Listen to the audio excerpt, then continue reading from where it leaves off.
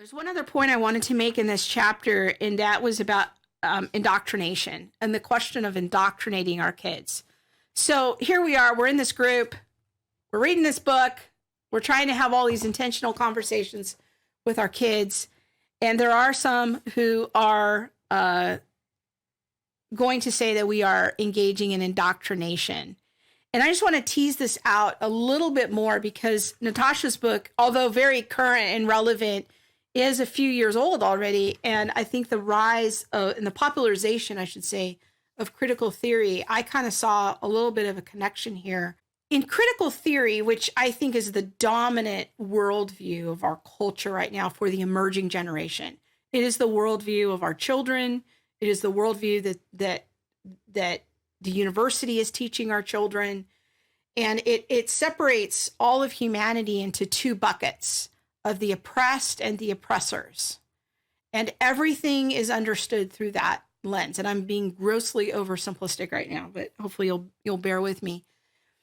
And so when that lens is applied to things like men versus women or feminist theory, men are in the oppressor bucket, women are in the oppressed bucket.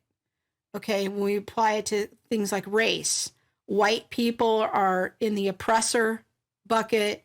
The people of color would be in the oppressed bucket. When we apply it to queer theory, straight people would be in the oppressor bucket.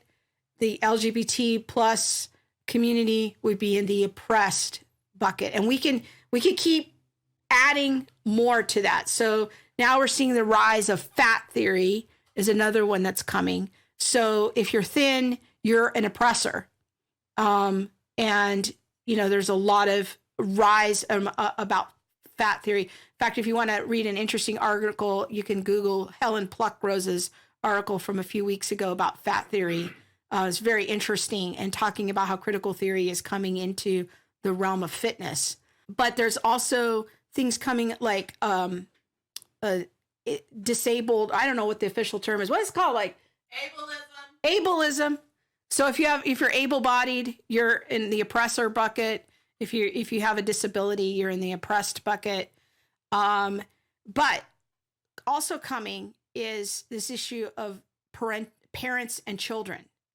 Parents are now looked upon as being the oppressors, and children are an oppressed people group.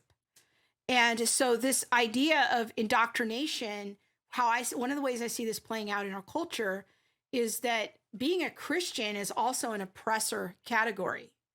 And so if you're a white Christian mom who's trying to teach your kid about their faith, or even if you're a Christian mom who's a person of color, I mean, this would apply there too, is that you are oppressing your child.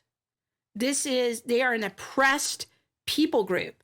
And so this is far beyond just indoctrination. I think one of the ways that this is going to start playing out is in the realm of parental rights.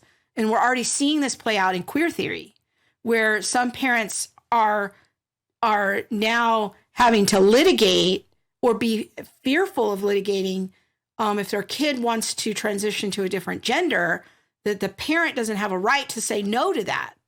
That's oppressing the child. And so I think that religion is going to be another conversation very soon in our culture. Again, I'm not a prophet.